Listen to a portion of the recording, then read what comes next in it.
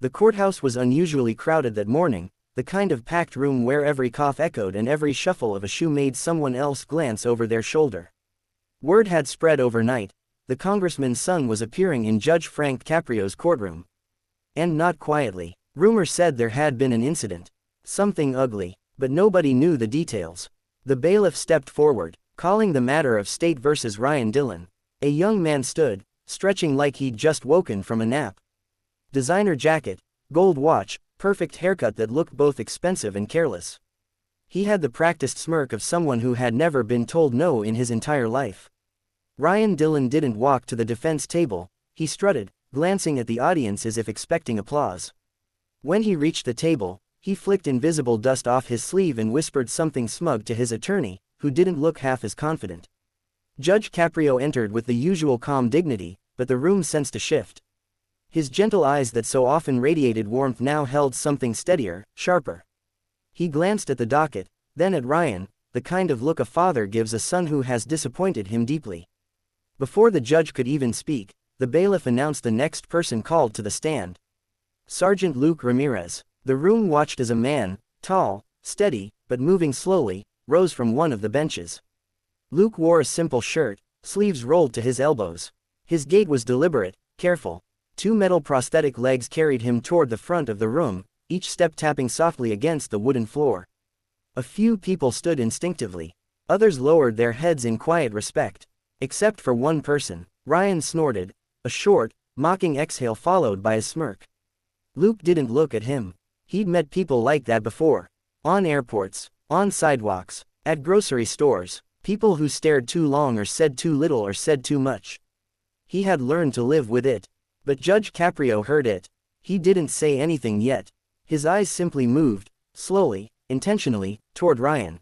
Luke reached the stand and nodded respectfully at the judge. "Good morning, Your Honor." "Good morning, Sergeant," Judge Caprio replied, voice warm but carrying weight.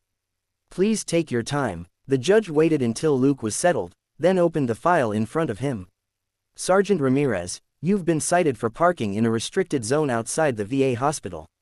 "Yes, Your Honor." Judge Caprio looked up. "Would you explain the circumstance for the court?"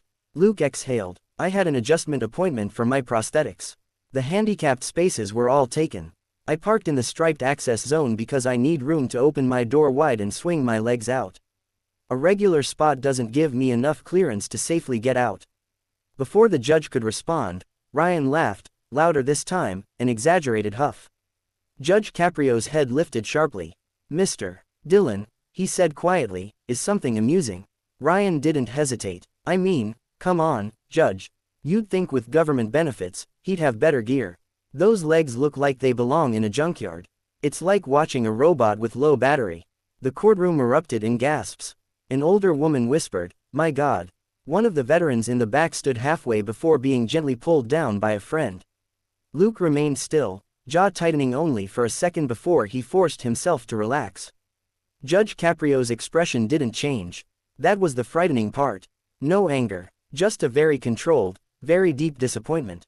"Mr. Dillon," the judge said, voice almost too calm, "stand up." Ryan frowned but obeyed, clearly annoyed. "Let me make something perfectly clear," Caprio said, his voice filling the room despite staying soft. "In this courtroom, we do not mock service members, or disabled individuals, or anyone." Ryan rolled his eyes. "Relax, Judge, it was a joke." "Then it was a poor one," Caprio replied, "and unbecoming of someone who has been raised with privilege and opportunity." Ryan folded his arms. "I'm not the one on trial." Caprio leaned forward. "Oh, make no mistake. The court will address your case shortly. But your attitude is already on trial." Some people murmured in quiet approval. Ryan's attorney whispered urgently to him, but Ryan pushed him away slightly, still puffed with arrogance. Judge Caprio turned back to Luke. "Sergeant, please continue." Luke nodded. "As I said, Your Honor, I parked there because I needed space. I wasn't trying to break the law. I just didn't have a choice." Caprio's eyes softened. "Tell me, Sergeant, when did you lose your legs?" 6 years ago, Luke said. "In Iraq. Convoy was hit by an explosive. I was lucky enough to survive. Some of my team didn't." The courtroom fell silent again. For a brief moment, even Ryan shifted his weight, nervous, maybe unsure, but still refusing to back down. Judge Caprio took a slow breath. "Sergeant, thank you for your service." Luke nodded politely. "Thank you, Your Honor." The judge closed the folder. "The citation is dismissed." This time the courtroom murmured with relief. A few quiet claps were hushed immediately by the bailiff. But Caprio wasn't done. "Now," he said, turning his gaze to Ryan, "we address the matter of State versus Ryan Dillon." Ryan smirked again, until the judge spoke the next sentence. "Mr. Dillon, you are charged with disorderly conduct, harassment, and disturbing the peace outside a downtown cafe." Ryan straightened. "Those charges are ridiculous. I barely touched the guy. He bumped into me and..." "He bumped into you," Caprio repeated, nodding. "And according to the police report, you responded by mocking his wheelchair, calling him half a man, and pushing him hard enough to tip the chair." Gasps echoed again. Ryan's posture crumbled. "That guy exaggerated everything. My dad knows." Caprio raised a hand. "I don't care who your father knows." Ryan's mouth snapped shut. "This court," Caprio continued, "is not a playground for privileged sons of powerful people." The audience went silent. Caprio leaned forward, voice lower. "And today, you have proven something troubling. You mocked a disabled veteran in my courtroom. After being charged with mocking another disabled man on the street." Ryan's face reddened. Caprio continued, "Do you understand what that tells me about your character?" Ryan hesitated. "Look, Judge, I didn't mean..." "No," Caprio interrupted sharply. "You meant every word. Your tone showed it, your posture showed it, your lack of remorse showed it." Ryan swallowed. "And therefore," Caprio said, "I am issuing a ruling that will not simply punish you, it will aim to change you." Ryan's attorney stood. "Your Honor, please, sit," Caprio said calmly without looking at him. The attorney sat. Ryan's jaw clenched. "Mr. Dillon," Caprio said, "you will serve 80 hours of community service at the Providence Veterans Rehabilitation Center." 80. Ryan almost shouted. "You can't be serious." "I am. You can't force me to work with..." Ryan stopped himself, but it was too late. "With whom, Mr. Dillon?" Caprio asked, voice quiet, but dangerously so. Ryan's eyes darted around. I'm not qualified. I don't know anything about disabled people." Luke finally spoke. "Maybe that's exactly why you should be there." Ryan's head whipped toward him. Luke continued, "You don't need to know anything. Just be willing to listen." Judge Caprio nodded approvingly. "Wise words, Sergeant." Ryan slumped slightly. "And one more thing," Caprio added. "You will attend a weekly empathy training program run by the state's Veterans Affairs Office." "For 6 weeks." Ryan groaned. "Judge," Caprio held up a finger. "You will also write a formal apology, not an email, not a text message, a handwritten letter, to the man whose wheelchair you pushed. And another to Sergeant Ramirez." Ryan stared at the floor. "Do you understand?" Caprio asked. A long moment passed before Ryan mumbled, "Yes, Your Honor." Louder. "Yes, Your Honor." "Good." Judge Caprio closed the file.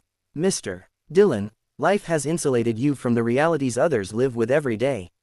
My hope is that in serving those you mocked, you'll learn humility, compassion, humanity." Ryan's eyes lifted just slightly. Caprio continued, "You are not an inherently bad young man. But you have become careless with your words and reckless with your privilege. That ends today." The courtroom absorbed every syllable. Luke shifted slightly in his seat, watching the young man who had mocked him shrink into something more fragile, more human. "Sergeant Ramirez," Caprio said gently, "if you have anything you'd like to say, you may."